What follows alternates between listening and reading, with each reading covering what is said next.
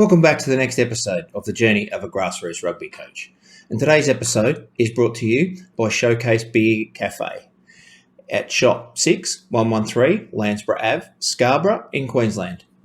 They are open from Wednesday to Friday, 5 p.m. till late, Saturdays and Sundays, midday till late. They have a selection of 9 different independent craft beers on tap, basic spirits and a small selection of wine. They have a fully functioning kitchen, which does pizzas, nachos, 4 styles of chicken wings, and much, much more. And Sunday afternoons, they have an acoustic session. So if you're in the area, pop in, have a beer, look out over the ocean, enjoy the warm, friendly atmosphere, and enjoy their pizzas. I can tell you firsthand, they are absolutely delicious. So I'd like to thank them for their support. So if you're in the area, show them some support, show them some love. What since the second half, really, how much they've really struggled. Charged with finding some stability from this. At the end of the day, feedback's just a mechanism to try and help encourage a behaviour or a progression. So, so if players choose to take that as a regression, that really is their choice. And we've also got a lot of responsibility to allow action plans to occur in that conversation. So like you said, Bully, you missed out because of these reasons. So tell me how we can get you to fill these gaps or improve on these gaps that you need to get you there. And then you as a coach and your commitment to them is, okay, again, I'm going to help you with your knowledge, help you with those skill sets. You're going to bring the effort. We're going to do this, we're going to do that. Like that. That's the whole action plan creation that is so important, I think, for the feedback once it's done. And it doesn't always happen because, as like I said to you, sometimes we have a conversation. As soon as they hear they're not on the team, they've already checked out. And no matter what else you say, it really doesn't matter. So not every player's like that. Everyone's different. But I think if you follow a process, don't make it about the player. Don't make it about the person. Follow the process. Make it about the team and what you guys agreed to as a team at the start, and the way you want to play against that opposition, and then you'll be pretty right, I think. Welcome back to the next episode of the Journey of a Grassroots Rugby Coach. And this week, my guest is Rama Chand. Rama is originally from Fiji and grew up in Auckland, and he's played rugby in many countries around the world. He transitioned into coaching whilst in Amsterdam. He moved to Australia, where he worked for Queensland Rugby Union for about 4 years, and has also worked for Rugby Australia for 3 years as a coach training education advisor. He was recently the first 15 assistant coach at State High in Brisbane. Since recording this episode, Rama has been appointed the Director of Development at Georgian Rugby. During our chat, we spoke about picking players on belief that they will achieve, developing core skills in players while knowing the game your players are playing. We discussed allowing players to make errors during training as it's part of the learning and decision-making process. We also spoke about learning the softer skills of coaching and giving feedback and how you can use feedback as a tool for progression. I took a lot away from this chat with Rama, and I hope you do too. And as always, please like, subscribe, pass this on to anyone that you feel can benefit from it. But most of all, sit back and enjoy this episode with Rama Chand. He can't find it. That's a mighty shot. A mighty Mark Lester. All right, Rama, well, we'll make a start. So just for the listeners who probably won't know who you are, just in a nutshell, who you are, where you're coaching at, and what's your involvement in the grassroots game. Yeah, cool. Thanks, Bully, mate. Mate, I've many people might not know, but I'm not from Australia, so I've only been living in Aussie for about 7.5, coming up to 8 years, but a little bit under that. So most of my actual coach life probably started in Australia. I did a little bit of coaching where I was prior to here, which was Amsterdam, and I was finishing off my playing career there, and did a little bit of coaching there as I transitioned. But I'm originally born in Fiji, grew up in New Zealand, schooled in New Zealand, played club rugby in New Zealand, did some representative stuff in New Zealand, and then used that to help me get around the world a little bit and play in a few different countries. But pretty much I work with Rugby Australia, mate. My role currently right now is coach, training and education advisor. So I work with our head of community coaching, who you probably know, Grippy, and as well as our community team, and prior to Rugby Australia, I've been with them now for about coming up to 3 and a bit years. I was with the Reds, Queensland Rugby Union Reds, for about 4.5 years. So most of my time in Australia has been all basically a full-time rugby employment. And I've always lived in Brisbane. And when I first moved over here, I started in a place called Early Beach, which is a good part of the world. You know it, Bully? I know the area. I know a little. I've got the mates in Brizzy, so I sort of know patches of around the area. So I don't think I've been there, but I've got a pretty good idea on where it is. So yeah, and it's a very transient touristy sort of spot up in the North Queensland. And the reason I was sort of there was I come over from Europe to do a bit of a coaching with a club over there, but also I managed to get the Reds role so I started off as a sort of a development officer level, and I looked after that region.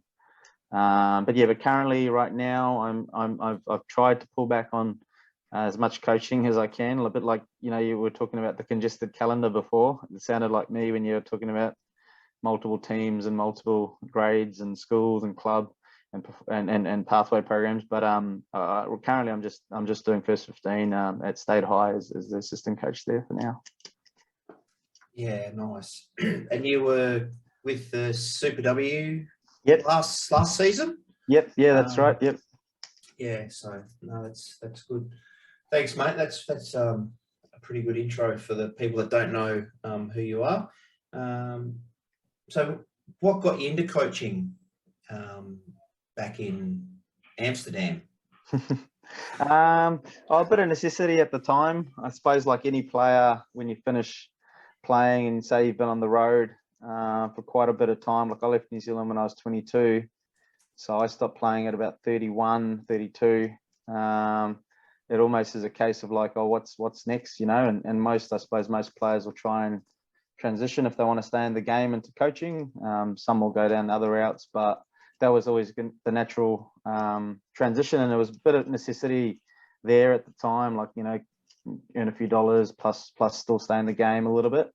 But in saying that, now that I think about it, when I was at university in Auckland, and I did a Bachelor of Sport and Recreation, and my actual earlier days of actual coaching weren't necessarily rugby coaching, but they were more people coaching. And now that I look back, and it was probably more people coaching because it was just happened to be fitness coaching. Yeah. So I was more around that personal training and program planning for individuals who come to the gym that I worked in Manukau in South Auckland, there where I'm from. But so that's probably where the actual journey originally started. Now that I look back at that, but technically from a rugby aspect, it's probably been about 8 years or so in that journey, mate. So but I got into it because main reason initially I wanted to get into it, Bully, was because I probably just wanted to use that as a way to continue being competitive, like in terms of the mind and things like that. But now it's definitely progressed. Very different coach from now till then. I'm sure we've all been down that journey. I reckon. Yeah, now it's more about just people development and helping people, get better. I get joy out of seeing people strive, and hopefully achieve things that can make them better. Yeah, nice. I like it. So what's in that time you have been coaching, what's some of the heartbreaks or disappointments you've had? And the reason I ask this of all the coaches that come on is because as we've all had heartbreak, we've all had disappointment, but I think as a young coach or that inexperienced coach, sometimes you get those disappointments and you just throw the toys out of the cot and you walk away, where most of us that are still in it have gone, all right, yep, that was horrible, but how did I come out of it at the other end? And, it's more just so that these young coaches can know that stuff goes wrong. And the more we can get out there, yes, stuff goes wrong. These are the things that happen, but how do we bounce out of it? So, just some disappointments or heartbreaks along the way that you could share. Yeah, I think that's an interesting one because, like anything in life, it's never going to work out the way you expect it to. So coaching's obviously the same, and coaching is a bit unique because, especially in a rugby team, it's not like we're coaching five-a-side soccer. Like our teams are big. There's multiple numbers of people that you've got to manage, and those people aren't just players; they're usually staff. They may be club stakeholders, who are involved in the team. Depending on what level, there'll be more layers to that. But from a community perspective, I suppose it is very easy, and I can see why people would, like you said, pull the pin. And if they're having difficult conversations regularly, it could be with players, it could be with assistant coaches, which is quite a common thing that occurs, as well as it could be based on wins and losses. It could be the way some players handle feedback as well, as is always a challenging time, especially in community. In an undercoached area as it is, I think. And look, I think the main thing we've all just got to understand that is that you got to have a little bit of resilience as well. And I suppose if things are easy, everyone would be doing it. And in particular in community coaching, where it depends on what team your listeners are coaching, like not all of them will be getting, well, a lot of them won't be getting any monetary value out of it. So it'll just be a return on investment and time. And I can see why people would say, oh, why am I doing this? I'm trying my best. I'm trying to help people, but people just don't see that's what's happening. And I'm constantly critiqued, probably, depending on your following. It is very easy to pull out. But all I can say is we've all been there. I've had a few challenges, obviously myself. A lot of that was probably self-driven challenges, like, matching my mindset with a team that probably wasn't at the level that I probably wanted them to be, if that makes sense, at a community level. Especially when you're coming from like a playing background where you played it probably at an okay level, and then and your mind is very used to the performance sort of environment and repetition and regularity of trainings and regularity of intensity of training. Not every team is like that, and not every team needs to be like that. So for me, early days in particular, it was probably self-driven, where I probably just had to manage my own expectations if I could go back, and just look at what is this team's purpose, and how can I help them, achieve what they want to achieve, rather than what do I want to achieve out of this, for them. So all I'd say to that is keep working at it. Those difficult conversations with regards to the players sometimes, a real good thing that I picked up the last few years, which sort of helped me around managing that, is when you're dealing with so many people, you're never going to get everyone to like you. Do you know what I mean?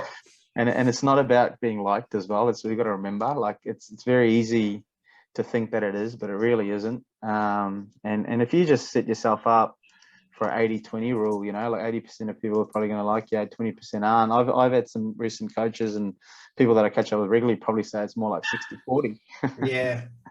And guess what? Probably the 15 that you pick are probably part of that 60%. The 16 to 23 probably in that next bracket, and the 24 to 40 are not into it, and that's just the nature of the beast, that you just got to realize that, hey, you know what? Not everyone's going to be on side. And if I just say myself, you know what, I'm going to focus the attention on the critical things that matter, based on our vision, then with this team, and not get sidetracked a lot, because you can easily get sidetracked in those conversations. Absolutely. So just keep persevering, and have those regular chats with other coaches from other clubs as well, because they're probably going through the same thing. That's some really good insight there, mate. And you're right. You start off and you want everyone to like you, and you do that, and then the more you do it, you just go, it's like life, mate. There's going to be people that like me. There's people I work with I don't like. Like, it's just the way life is, and unfortunately. And that's that diverse environment. We keep talking about diversity, and everyone thinks diversity is to do with gender and color of your skin and where you're from and stuff, but diversity is actually a lot in the way people operate and the way they think. And like you said, in a work environment, you're not going to be best friends with every single person in your work team, and you probably only have one or two or three maybe people that you're in a closer circle with. So in a rugby team, really, like you said, we've got 30 odd people probably around one team, a team manager, medics, your SNCs, your assistant coaches, the head coaches, the club presidents, all the players, all the second teams, etc. So it's a lot of people. And like I said, you're never going to please everyone, and you just got to understand that, hey, you know what, it's just about what's the purpose, and just keep working towards that purpose. Yeah, nice. That's really good, mate. Some good advice there. What about some of the greatest moments that you've had as a coach? Because we all know they far outweigh the bad, but we always tend to dwell on the bad instead of the good things that we do as coaches. Yeah, I think probably this is probably a common answer, Bully. I think just seeing your players develop and then grow from maybe something you might have influenced, or maybe you showed a bit of belief in them and you picked them for that team, and that allowed them to get on a trajectory. And there's plenty of guys and girls and that we've been involved with that we've seen, you have a bit of belief, or you are the person that believes in them for this critical team, gets them on a pathway, and then the next thing they're playing Super Rugby, some of them going to play for Wallabies, which is great. And you get a little satisfaction out of that, and that's down to their hard work. But at some stage, if you, perhaps as an example, if you weren't the one to believe in them, how do we know that they weren't that close to saying, you know what, throwing in the towel, going to play a league, or exiting out of the sport? So those are the types of things that I think you get joy out of when you see players kick on and do well, but also not just to the highest level, but you also see players contribute and give back. Like, those are the cool moments when you see players wanting to volunteer their time and coach juniors, or wanting to volunteer their time and be an assistant coach in an up and coming development league for girls, want to give their time and volunteer refereeing. Like, those are all nice, pleasing moments, because you've probably been part of that journey with that. And especially with my job, I suppose I'll probably talk a little bit more around that side of things with players. Yeah. But no, I think the biggest learning for me, mate, around the most satisfying things was when I probably coached teams, especially in the pathways, like with Queensland sides, whether it was sevens or the Reds pathway, where sometimes because Queensland and New South Wales tend to be quite strong, they'll have 2 or 3 teams at nationals and things like that, and you may be the coach of the third Queensland side or something, and these are players who probably in the top 45 but not the top 15, but and just through self-belief and again knowing what the critical things to success are, and having a team that binds together and believes in themselves, you can get some really good results. And even though, yes, you beat Queensland 1, Queensland 2 along the journey, the point I'm trying to make is what I learned out of that was it's the people and the ability to take them together to a common goal. That's key. It doesn't necessarily mean you need a team of superstars to be successful. And funnily enough, a lot of those players through those moments have actually gone on and done some really good things and playing Super Rugby and Wallabies and stuff as well, which is pretty cool. And especially at a place like Queensland, New South Wales, where talent at that 15, 16, 17, 18-year-old space is pretty congested. Yeah. It's very easy to go, oh, that person's ranked number 1, that's ranked number 2, that's ranked number 3, but the difference between 3 to 1 is actually very minimal. And your ability, like I said, in those key critical tournaments such as a junior gold or a junior rugby championship, etc., for them to perform is literally ability to get an outcome and then identified, and they're on a pretty good trajectory if they can maintain that, I think. Yeah, and that's a really good point. Like the difference between the number 1 10 and the number 2 10 and the number 3 10. Sometimes it's the coach. The coach will go, well, I've seen this guy play, and then all of a sudden you go, well, hang on. And yeah, but you've got to have that belief and, like you said, give that belief to those kids, because sometimes there's not much between. Or they've picked that 10 because he's been playing with that 9, or, sometimes it's about the team makeup, not necessarily that. So yeah, that's a really good point, mate. And that's really good advice there, Bully, what you just said as well. And that's a common conversation you'd have with parents on sidelines. I'm sure you're the same in Melbourne and things like that, is that, there's no answer. Like if you're a 15, 16-year-old so-called star or a weapon, doesn't mean you're going to be a professional player in 3 years' time. Do you know what I mean? Like, yeah. All you've got to realize is, like you said, sometimes selection is very subjective as well as objective. So at the end of the day, if your player's good enough and works hard enough, there will be a critical tournament or a critical competition such as club rugby or or whatever, that they will play and they'll succeed and they'll absolutely have the ID. Maybe the bloke who's ranked number 1 isn't even playing the game anymore by the time they're 19. You know what I mean? Maybe he's overstressed, maybe the fear of failure and overstress of performance or extra loads, etc., on his body. He might not be able to handle that, whereas your kid might be able to. So you don't know these things until they happen, you know. So that's there's some difficult but also fun conversations to have around all that type of stuff. Yeah, no, that's great, mate.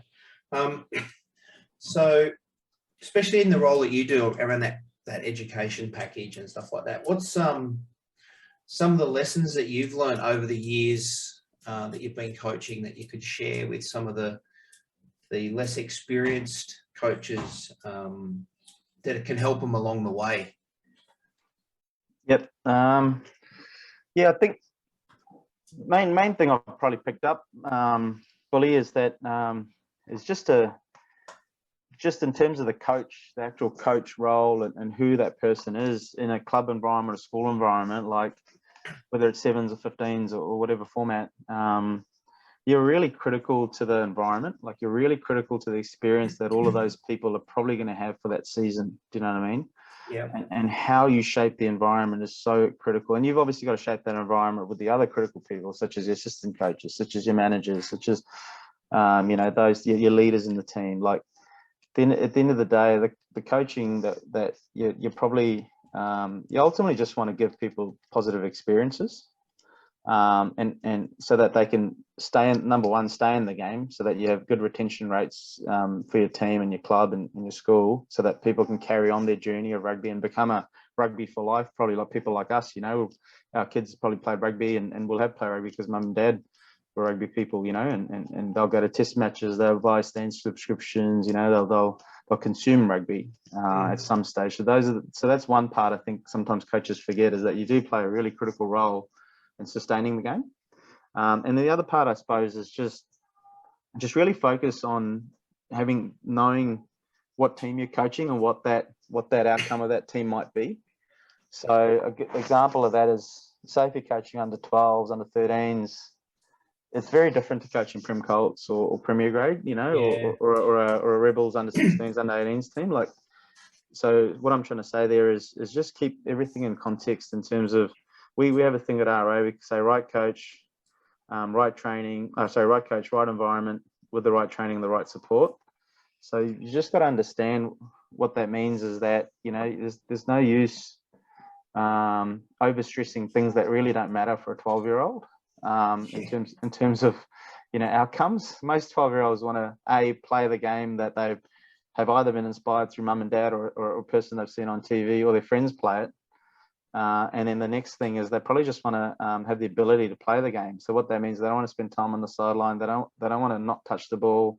They don't want to not hang out with their mates and have fun. They don't want to be pressured into performance as a 12-year-old by an overstressed coach, and they don't want to be just doing skills and drills for an hour when they could be playing games, because that's what they sign up for. So all I'm trying to say is just consider that person who's in front of you and try and cater to that group, what they need, not what you might need, but what do these players in front of me need for success and to have fun, safe, inclusive environments.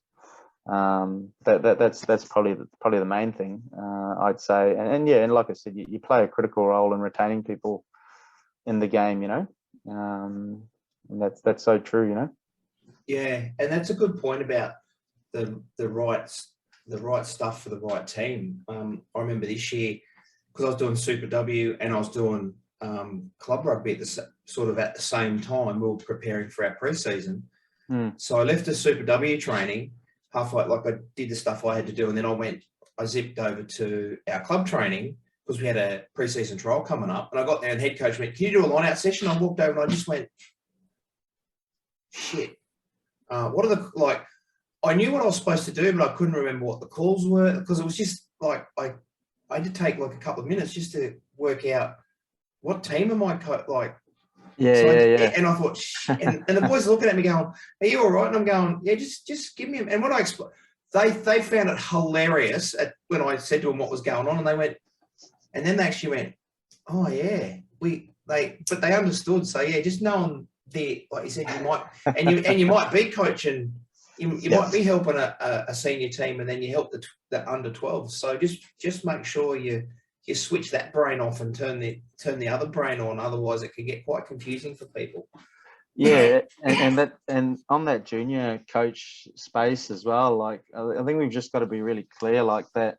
You know, you aren't coaching, like, obviously the next Wallaby, like a lot of people think. Like, if your player's good and one or two players in your team stands out as a 12-year-old, like I said, the long-term athlete development really won't show that person's ability to perform until they're 17, 18 years of age. That's how our sport works. So don't make the session about that. Do you know what I mean? Make the session about everyone, and make the session about, like I said, retention is the key thing. Like, how many kids come back to your team or that club next year is a measure of success.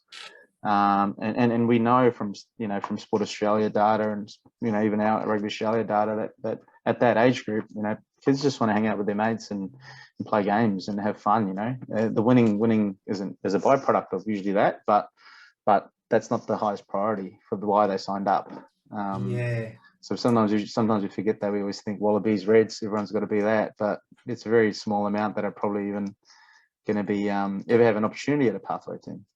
Yeah, and that's a good point. And if you talk, and we both know players that have done this, that you see them playing at the highest level, and then you talk to them, and Stephen Larkham is a prime example. He played 10 for the Wallabies, but he played his junior footy as a prop. So you've got a 12-year-old that may have started to develop, may not be developed prop. Like all that stuff that happens in that 12 to 15-year age bracket. And if we're not coaching them the skills of the game and pigeonholing kids in, oh, you're tiny, you're going to be a 9, or you're the biggest kid, and then all of a sudden everyone catches up to him, or he catches up, and all of a sudden you go, oh, I've got now a kid, he's now the smallest, but he can't catch pass because he's always, so teach them the skills to play the game rather than getting too locked into, oh, this kid's got to be able to do this or that, or that's something that is so critical, I think, Bully, for that retention piece. Because obviously, like you said, if a kid's he's been told he's a proper 9 all his life, and he gets to a certain level and he goes, oh, mate, those other kids are grown, or I can't do this position anymore. They feel like they don't belong in the game. So absolutely, and then the outcome is obviously they exit out of the game, right? So the reality is like you said, if we can get our junior coaches coaching the critical things such as your catch pass, your carry clean tackle, which occur everywhere, and developing things like work rate, which is the ability to move from point A to point B very quick, whether it's from scrum or set piece scenarios, whether it's a kick chase, whether it's a kick return, whether it's getting up off the ground, all those types of things, then I think you're in a pretty good place, because that kick can transition multi positions. And like you said, you don't want early specialization, especially if the outcome of junior footy is just to retain them and have fun. It's different, obviously, if it's ending up towards the higher age groups and your key teams like your first 15s, your Colts 1, and your Premier Grade, where performance outcome is so important, because they're part of the pipeline of pathway. The rest are probably you want to have try and get the right coach, I think, to fit that environment.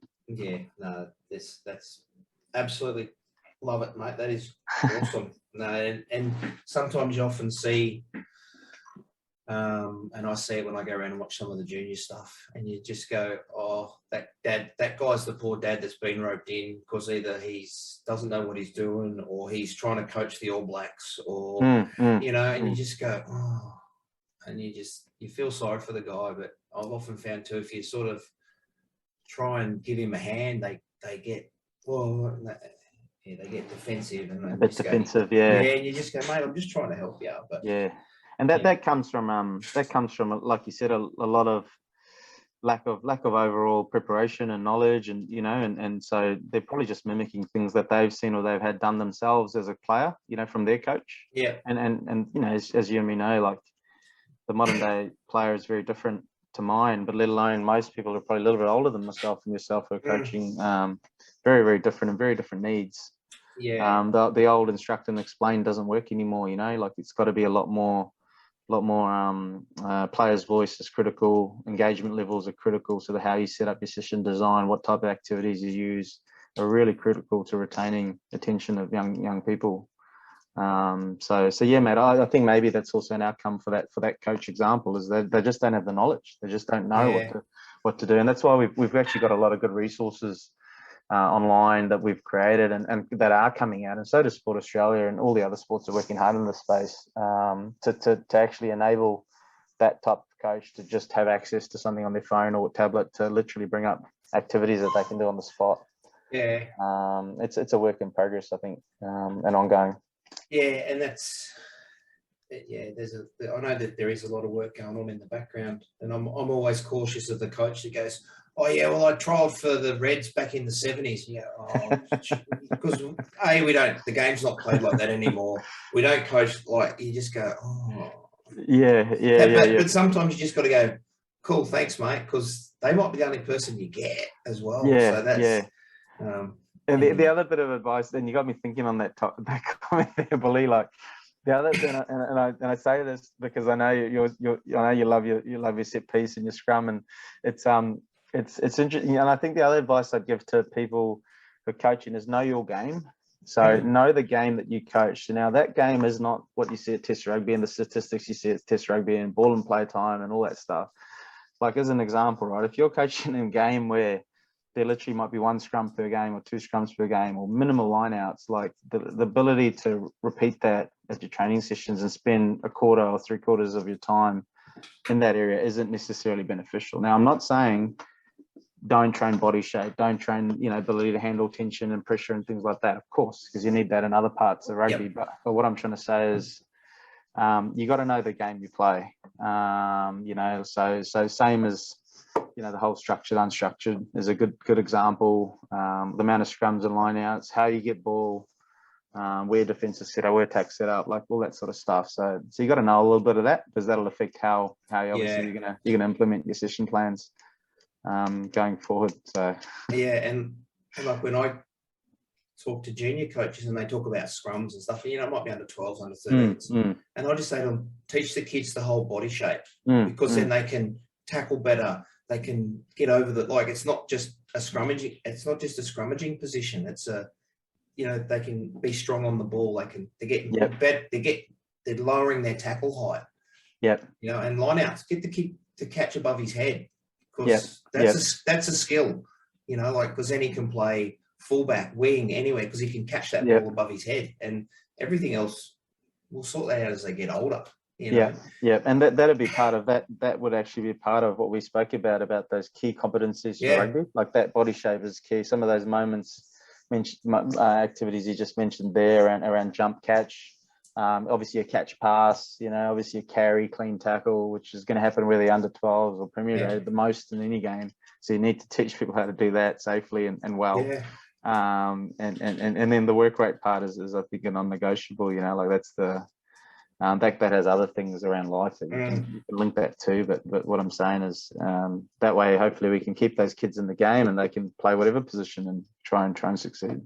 Yeah, no, you're right, mate, and that's what it's about: is keeping kids and players in the game for as long as we can, because it's just kids in sport in general. Yeah, absolutely, especially now, eh? Yeah, absolutely. And we've noticed down here coming out of COVID, like being locked down for 2 years, just getting kids back out away from devices, and because that's all they've had to do for 2 years. It's just like that's a discussion for another day. Yeah, it is. We could go down a rabbit hole around physical literacy and all sorts of things, I think. I know, right? I know.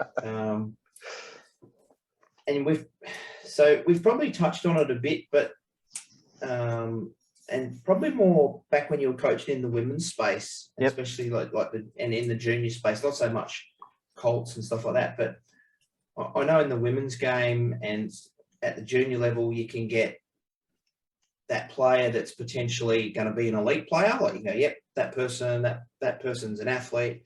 They can do all that. They're going to be on that pathway. But then you get their mate that turns up, and as we say, they just want to play footy with their mates. Can't catch a cold in the middle of winter. But we want to keep this player and this player in the game. So how do you structure training sessions around helping develop the elite player and the other player, so that they're both engaged in the session. Because we've all run sessions where you go, oh, that kid's not engaged, or it's either too difficult or not difficult enough. So what are some of the things that you do to keep both ends of the player spectrum engaged in a training session? Yeah, I think with the Super W example, it's more about, like, for that example, it's actually about, yes, it's about your team, but it's more also about what level they're playing. So they, regardless of whether the player's super experienced is going to be a Wallaroo, or whether it's just happens to be a 16-year-old girl who's really good at multiple sports that now has been thrown into a Super W squad because she's shown promise.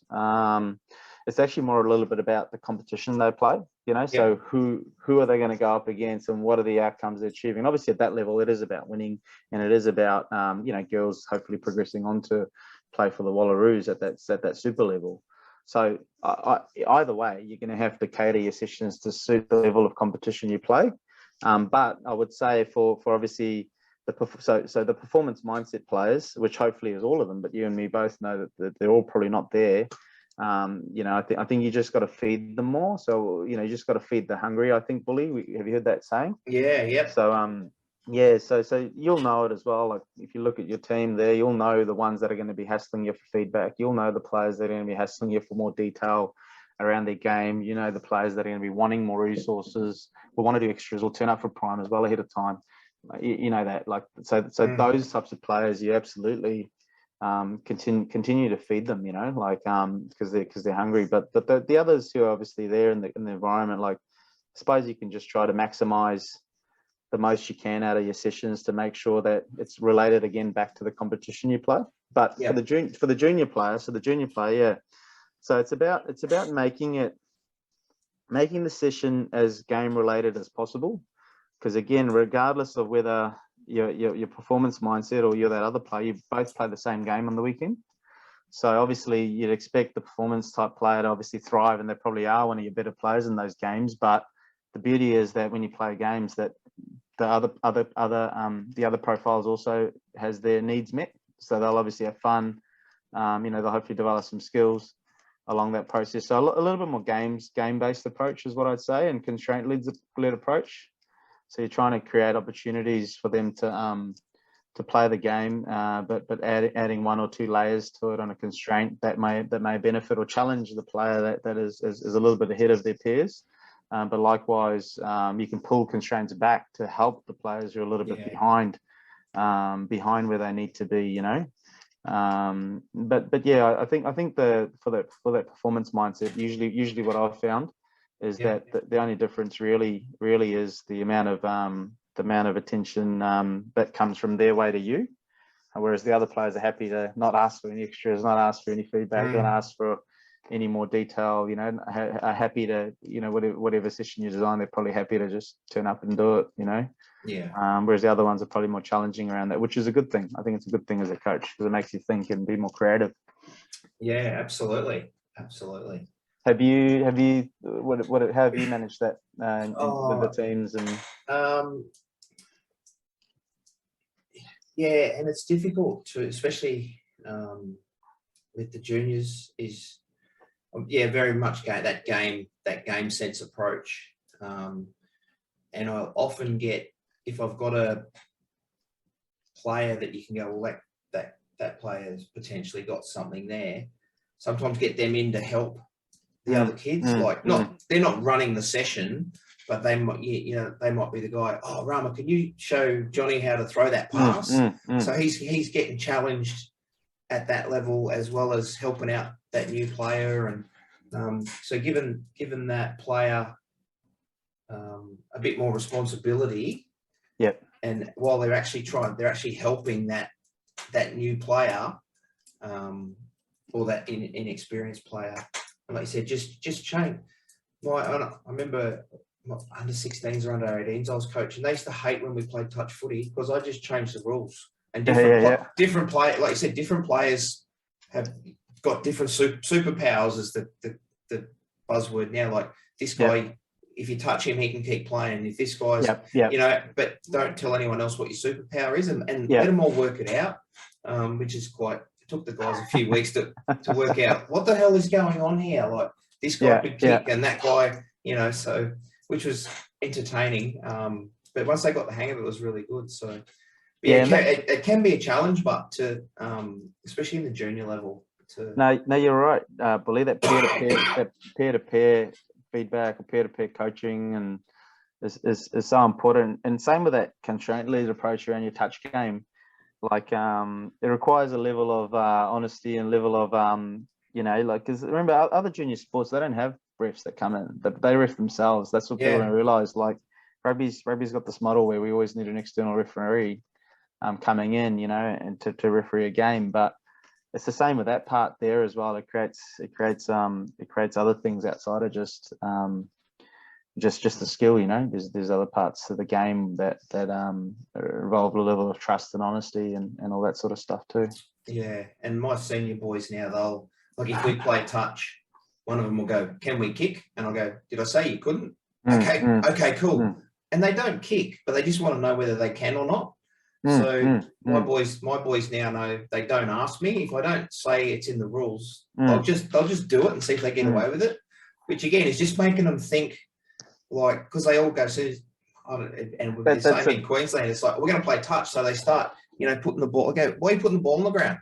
Touch. Well, no, that's not right. Like, and they just when I first started doing it, they just roll their eyes and go, "Oh, what are we doing today?" Because I just changed the rules on them and just to make them think about what's going on. Yeah, that's a typical youth engagement strategy there that you're talking about, Bully. And like school players or that youth player is really interesting because you got to remember the environment they probably experience for the other 7.5 hours of the day is very different to that, where you've allowed them to make a decision. You've allowed inside of a game, they haven't been told what to do, like obviously in a classroom, what they're used to, so that's why they're so surprised, I suppose. So maybe and I know the new style of teaching is very different now, and it has to be because the person's very different, but that's where maybe we've just got to allow people, especially in those younger ages. The other thing I'd say, going back to what we should focus on in that junior space is allow that decision making, and in particular allow the leadership styles to occur and flourish. Like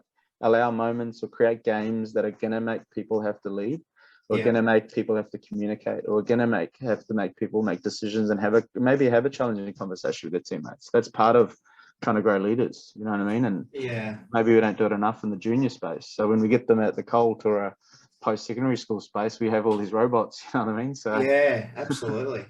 And I'll often, especially with you get the quiet kids, like a lot of the Pacifica kids, they're just it's just their culture that they're quiet. So I'll say to them, you're not allowed to talk. You're not allowed to talk. You can only pass the ball if this actually just trying to encourage them just to talk to the guy. You got to talk to that guy there. If you don't talk to him, he's not going to give you the ball. Yeah. And then all of a sudden it's just, you get these little, and then within a couple of weeks they're like doing all, and you just go, how good is this? This kid's now out of his shell and he's talking and because he's not getting overwhelmed with all the other guys trying to take control. There's heaps of stuff you can do around it, mate. Love that constraint-led approach, mate. That's awesome. That's a really good constraint as well. And like you said, that you're giving these people more skills outside of rugby, like that's a confidence thing as well. And they've they learned through doing and behavior, and they're going, hey, you know what, this is actually okay. Yeah, exactly. And we're talking about games and constraints, errors, errors in training. I know there's basically now the whole, when I played, it was like if you drop the ball, everyone was punished, and which is not the way it goes now. Do you have a percentage of errors that you let happen? Or how does that look for you, or what sort of instructions do you give the players when you and I do it? Yep, guys, we're going to do this drill. Don't care if you drop the ball. Don't care because I want to see what we're going to do under pressure, and take the pressure off them that they can make that error. But I'm going to put pressure on you in other ways. And if you drop the ball, that's okay. So what's your thoughts around that? Yeah, again, I think it goes back to the team environment you're coaching and what the outcome of that is. But if we just say, but in general, the way I try to look at it is just you don't mind errors if error means like the knock on a ball or whatnot, because that's the only way. It's a learning opportunity for that player and that teammate, you know. So I look at it like, what have we done as coaches to instill three things? So knowledge, skill. Have we done enough of this activity to actually repeat the knowledge of this activity? First of all, like, do the kids, like, it's like riding a bike, mate. The first time you ride a bike, you're pretty clunky. The second time you ride it, a little bit better, you still fall off. And the 10th time you ride it, you're sweet, because you've gone into autonomy, right? So same with activities that you create. Obviously, there's going to be a lot of knowledge errors initially on in anything you do. And then is it a skill? So this example you gave was really good, because you put a bit of pressure in front of, like, in terms of a defender and a catch pass activity, and there's now test your skill at speed or test your decision making and things like that. Whereas if you didn't have yourself there, like, or a defender in front of you, it's not as, the skill doesn't get put under pressure. So I think that's important. So the skill under pressure is fine. I think as much activity as you can do to allow skill pressure scenarios, like in a real game, is good. And then the last one probably that I'm probably more conscious of is the effort. Yeah. So knowledge, skill, and effort. So was it an effort error? So the effort error means that the player just hasn't chosen to move from point A to point B quick, or the player hasn't gotten up off the ground and got into the D line quick, or the player hasn't got his hands up because they're being lazy or they're fatigued. You know, that those are all effort and individual things. Yep. So you probably care more about that. Like for me, and I'll just talk about me. Obviously, this chat is we're talking about me, but I care a lot on the effort of that. So the knowledge is my role to help you understand that, and part of it, a lot of you will have really good rugby IQ, and you'll nail that part. But the skill is also on me to create activities that are going to test your skills and allow your skills to develop. But the effort's always on you, you know. So effort is your ability to. So if you show poor effort, that's where I probably care more. If you drop the ball, that's okay. But why did you drop the ball? If the decision was the right one and you just didn't have the skills right now to do a 2v1 at that angle, at that speed, that's okay, because I know you'll get there one day, and I'll help you get there one day, or the coaches will help you get there one day, or the environment will help you get there one day. But if it's low, then that's where you maybe you pull things up in terms of a redirection with the group in terms of what the outcome is as a team and where we're trying to go. But yeah, I think errors happen in a game, right? Yeah. So you can't get too hard on players. But again, if the effort's poor, then that's something they can control. Yeah. And I think you can get some better conversations happening that way as well. And it's a bit more easier to give feedback as well. Was it knowledge error, skill error, effort error? That's a really good part of the feedback process too. Yeah. So that knowledge, the feedback and questioning is pretty important in that. If they're making those errors, I found I do it sometimes with more experienced players.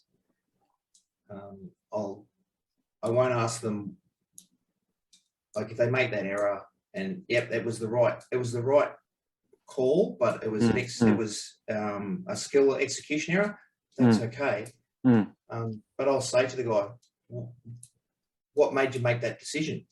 And sometimes you get an answer back and you go, oh, because they might go, oh yeah, I saw that the winger was out of position. Like, I saw this, and they might see something you didn't see. Yeah. And you go, oh, awesome. Or you might go, I can see what you saw. Yeah. And it might be wrong, but at least you can then direct them why that was the wrong decision to make. If that makes sense. Or I'll say to them, if we play that again, will you make the same decision? And sometimes I'll go, yep. And you go, okay, cool. Yeah, absolutely.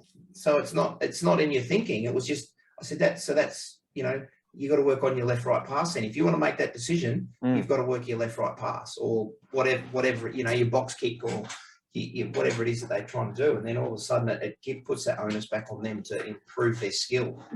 Yeah. Oh, totally, mate. Totally. It's just that risk and reward, right? And you're not telling the risk and reward, like you're saying, you're doing it through questioning. And the players are smart enough some of them are smart enough to know the outcome of that, and it's just that risk and reward and knowing your teammate, knowing yourself, knowing the style of play you want to adopt. You know, all those types of things are so important. And sometimes as coaches, we get caught up in creating all these plans ourselves and then going and sharing it with the players, when realistically it's about profiling your team, profiling the game you play on the weekend, and, you know, like I said, knowing some of the things that occur in that game, and then going to, you know, your team and going, okay, what type of skill sets have we got? Where do we think we can get them? And this is the way we want to play. So if you want to play that style of expansiveness, or a lot of completed passes and things like that, or a lot of unstructured scenarios, then the likelihood of error is probably going to be high, and you just got to accept that as a coach. Yeah. So it's different if you go back and get down on your team for that, because then that sort of is going against the whole purpose of what the team wanted. So I think you just got to be like you just got to be really careful and making sure that you're really clear with what you're trying to do with the players. And then, like you said, the risk versus reward scenario, you know, like box kicking is a great example. Like we talk about number nines, like most nines love to want to box kick. And the reason they want to love to box kick is because they've probably seen it on TV multiple times. But as you and me know, the international game is very different to the community game, and how the box kick, or what the outcome of a box kick is, or the nine clearing kick, you know, like all these types of things. But that goes back to that knowledge. Sometimes we've got to help the players with the knowledge and understanding why you're trying to do things, and then once they figure out the why, most of the time they can decision make comfortably, you know. And sometimes you just got to show them vision as well, you know, like you said, if they can't get the vision themselves, you just got to show them vision.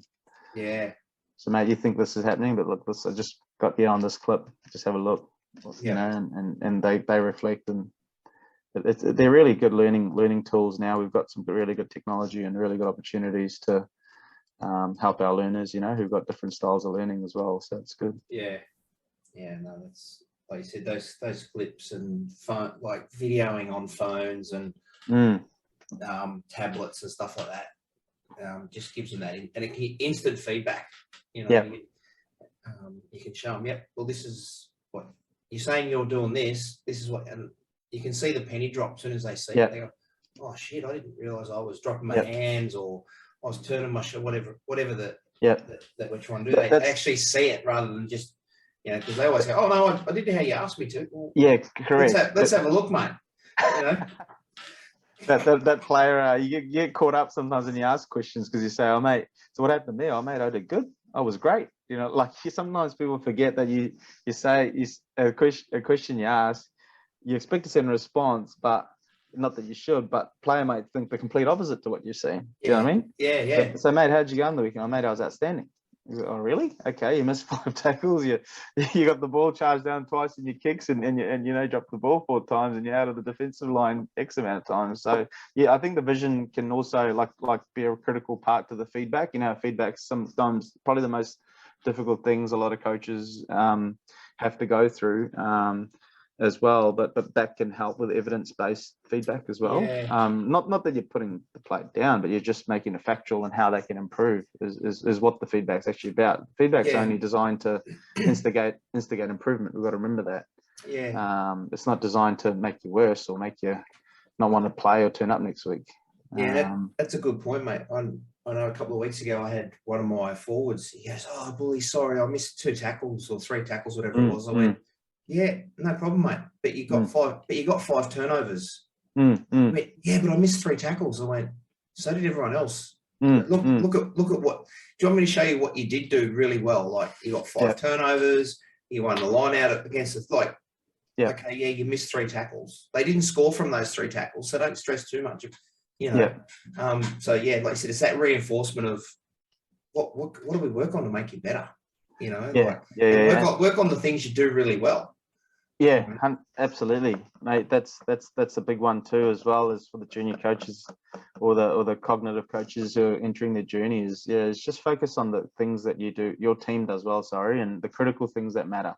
Not the 10 things, but just the 2 or 3 really key things that you can harness, improve, because more than likely, if you've already got it, that means your players probably like that, and they probably want to get better at that. Rather than just always looking at the small things and focusing a lot of your training session time on things that might not matter as much to your group. It's the same as the feedback loop, though.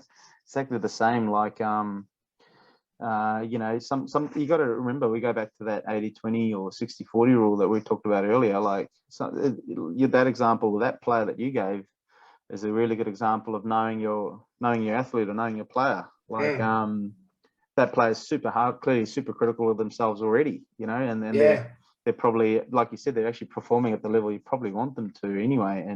But then the other players are going to be unrealistic, and they'll tell you that a great game, and you go, well, hang on, I don't know if you did, based on these reasons. And it's the same thing with some players, mate. You're never going to keep it in the feedback. It's never a perfect process. Everyone's different.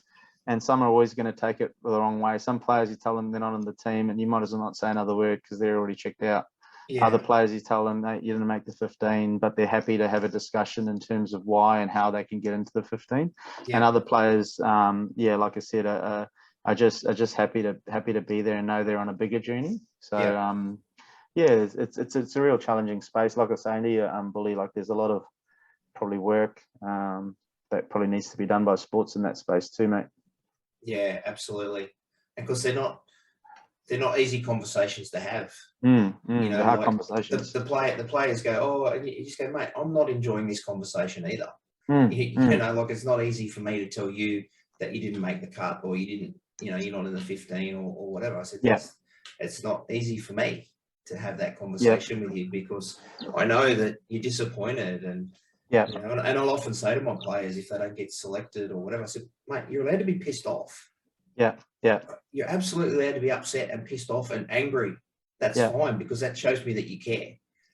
Absolutely. But now this is what we can do, and this is what I want. If you work on these things, we're you know, and a lot of the guys go, oh, okay, cool, and then some of them wander off and work on that, and some will just go and that's right. Yeah, some will do something about it and use it as a motivation and that's what all coaches is coaches, right? We all think that. We all go, hey, you know what? I hope they take this and actually say, you know what? Stuff you, Bully. I'm going to show you wrong. Yeah, absolutely. We actually want that. Like, prove me wrong.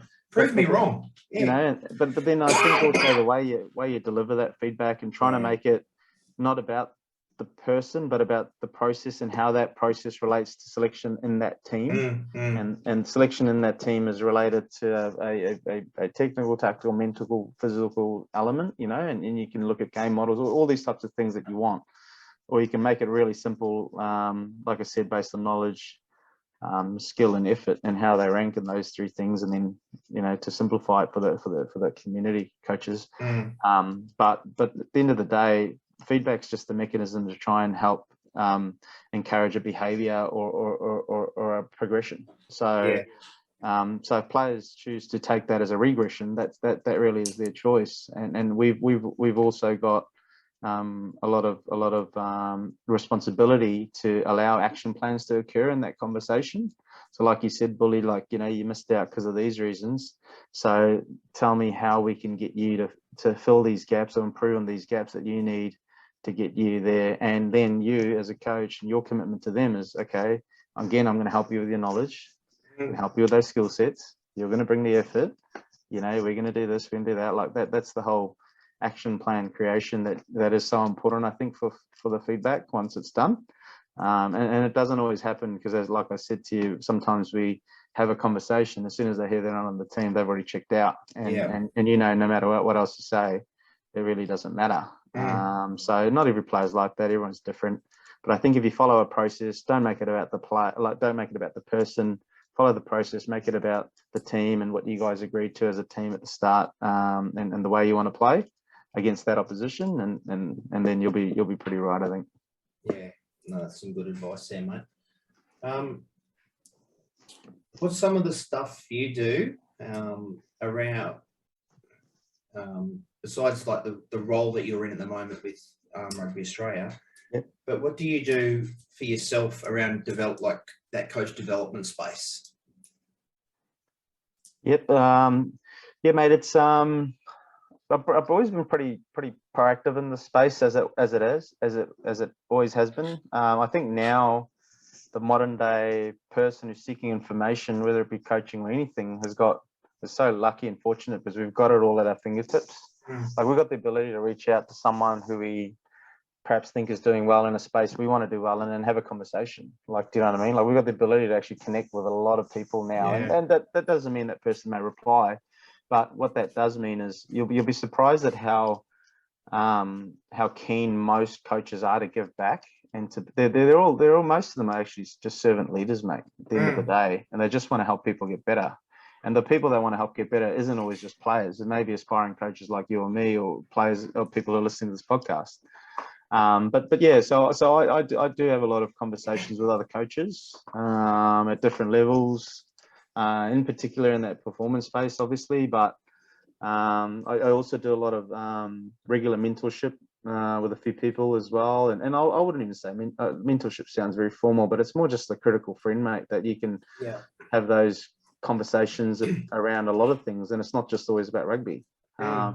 A lot of things around, your family life, your work life, and your footy, of course, is a big talking point and similarity. But yeah, I think having that, sharing ideas is a big one that I learn a lot from, and of course, listening, and because I'm a bit of a visual learner, but also my auditory is pretty good. Like I can retain things in an auditory level reasonably well, I think. So I know that works. So I listen to loads of, like I said to you, just podcasts on leadership and culture and strategy and things like that. And then especially rugby chats as well. I just like to see people on their journey and what they've done. And like you said, mate, at the start of our chat, like you get maybe one thing out of it. It's worthwhile. So I do a lot of that. There is opportunities, obviously, with my role as well, where I perhaps get exposed to certain environments, which I'm quite fortunate to. Probably would love to do more of that, but I'm also conscious right now. My priority also is to, be a good husband first and a good dad to my two little beautiful kids, we just had. So I'm trying to spend more time at home. Yeah. But in saying that, I probably still do get out and about the most. The everyday person, but yeah, it's just keeping it simple, mate, and knowing you can connect with people and reach out, and most people are usually trying to help out. I think the technical tactical one is an interesting chat as well, Bully. Like those technical tactical discussions, like I think it's the softer skills that are the harder ones to put in practice. The tech tac ones you can pick up. You can learn the detail, but how you deliver it is actually the difference. Yeah. Do you know what I mean? Like that's the difference between the guy who's coaching at the Rugby World Cup and you at club level. Like that literally is. You may have the same playbook, but he's obviously coaching at a way that players understand. Obviously, he's got a different level of player that can understand it. But is what I'm trying to say is just try to develop those softer skills of leading people, having those tough conversations and things like that, more so than just tic tac. Yeah, no, that's really good, mate. And like you said, that those conversations and those the soft skills, they're the hardest ones to perfect, because they're going to be different for everybody. Yeah, no, mate, that's really good. I like that. Last one. If you could go back to when you first started coaching, what advice would you give yourself knowing what you know now? I don't, mate, it's pretty embarrassing probably for all of us. I reckon if we had absolutely. Yeah. videos of ourselves when we first started coaching, like you'd be like, oh my God, what was I thinking? I know, right? I know. And even still today, mate, like even you still look at some things and you go, oh, mate, I got that wrong, but I know that that's a good learning opportunity for next time. Whereas probably when you first start, you don't think that way. You just think of everything as performance related, wins on the park. Yeah. Everyone's got to be like me, in your brain, you know what I mean? Like in terms of if you've come from different environments, you expect you get what I'm trying to say. Like, yeah. I think way too much focus on the technical tactical versus focus on the person first. And way too much focus on results on field versus outcomes in environment. So outcomes in environment, I mean, is creating environments where there's a lot of connection, a lot of trust, a lot of ability to handle conflict, a lot of ability to have open communication, things like that. Like yeah. But I'm probably being pretty critical. But yeah, I do look back and think, yeah, there's certain things that far too didactic as well. I think I've always been pretty good at pulling stuff and trying to get the self-reflection happening with players. That hasn't been the hard part for me, but I still think talking too much and being didactic and not that I was ever that old school style coach. Not that I'm saying that there's wrong or anything, but yeah, far less talking now and far more focus on developing the player. Developing the person first, and then obviously the benefit of the player's ability will come through. And I think you asked the question earlier about what are some of those proudest moments you had, and I think that made me learn that is because it really isn't about always having the best cattle. A lot of it's about having the cattle want to perform at their best. That's the difference. So how you can do that as a coach is really on you and your environment you create with the other coaches and the leaders. So if you've got the ability to have people work towards a common goal and want to strive towards that common goal, not you push them towards the common goal, like they're pulling you and pulling the team towards that common goal. I think it's really that really taught me a lot, and I learned a lot around that. So that's where the tic tac changed, and obviously my tic tac is much different now, like the high level, I'd hope. But what I mean is the focus is still on that player being developed as a person first. Yeah. No, What awesome. And what about you, Bully? Anything from you, mate? Oh, mate, I'd hate to have been coached by me when I first started. Yeah, why? I was old school, like corner drills and drop the ball, we're doing push-ups and all that stuff. And it's just like I look back now, and I think I connected well with the guys that I had, but it was very, this is what we're gonna do. It was very what they call it, authoritarian. Authoritarian, yep. Yeah, and I look back now and I just go, I'm surprised these guys even spoke to me. Like some of the stuff, but that's the way I was coached. Yeah. That's what I right. mean? We talked about that earlier, right? Yeah. So and now that I've gone through and I've done different things and spoken to different people, and you just go, oh my God, yeah, what was I doing back then? Like, yeah.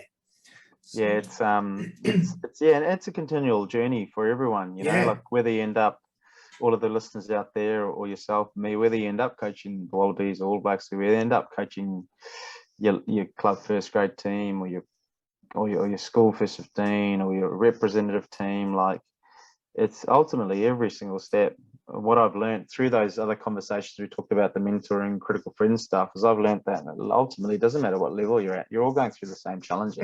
You're all struggling with certain personalities in the team. You're all struggling with certain staff members.